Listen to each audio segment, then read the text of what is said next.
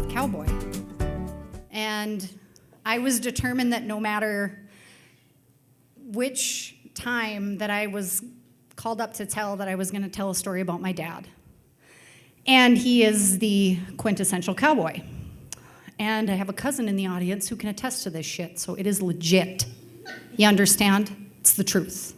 I don't even know where he is now. Generally, there's just a thing, and I feel like I'm going to get probed, but he's in this general vicinity for realsies.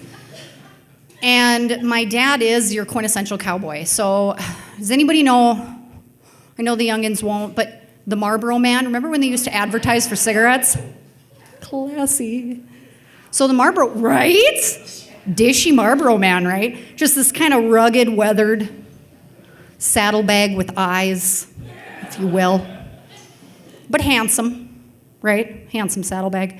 So that was my dad. He's a pretty leathery cowboy. He doesn't wear big belt buckles and loud shirts. That's not a cowboy. That's a joke. He's the kind of guy who wears the button-up shirts that he wears for 25 plus years and has to tear the arms off of because he wants to keep wearing them. So this is the man who was present when I received quite a lovely gift for high school from my boyfriend at that time. And it was something I had wanted for many years as a girl, 15, 16, 17 years old. This is important to mention. It was a white terry cloth Victoria's Secret robe. Yeah, I know. I wanted it so bad, it didn't matter that white. What? It just shows everything. Why? Why? White. So obviously this thing, I loved it to death, and I was very quickly done with how dingy it was and thought that I had discarded it. My father found this in the garbage and thought to himself, well, there's just no way that I'm going to let this terry cloth robe go. This thing just looks too comfortable.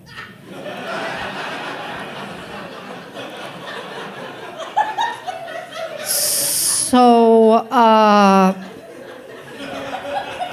my dad is this very leathery man, Wranglers, cowboy boots, button-up shirt, tough, kind of salt-of-the-earth guy, permatan kind of dude, cowboy hat wearing motherfucker. Love him, love his old balls.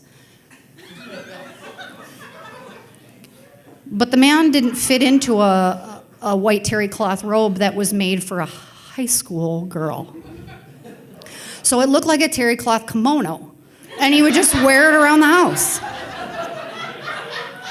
And it just looked great against his bronze skin. Girl, it's my dad, but still, I can respect it. So it looked nice.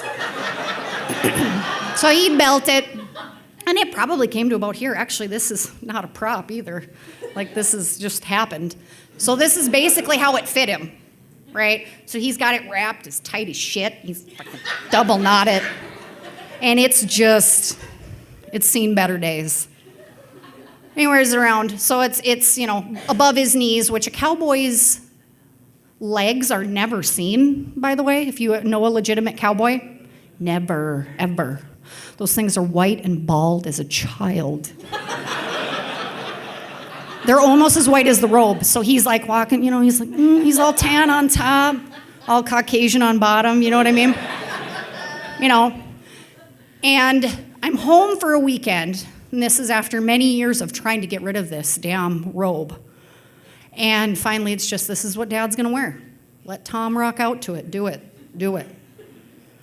But there's a weekend that I'm home, and we tied one on, Tom and I, because we do that. What else do you do in this part of the country? So we got a little wasted, and I went upstairs to bed. Dad went apparently face down on the living room floor in the robe. And I'm awoken in the middle of the night, and I think we're being burgled by puke bandits. Because I'm like, holy shit, they're firing vomit guns. Like, I snapped awake and I sat up, and shit, and then it was just silent. It's one of those moments where you wake up from a dream and you think you're not sure it is or not, or if there's a sound that kind of worked its way in.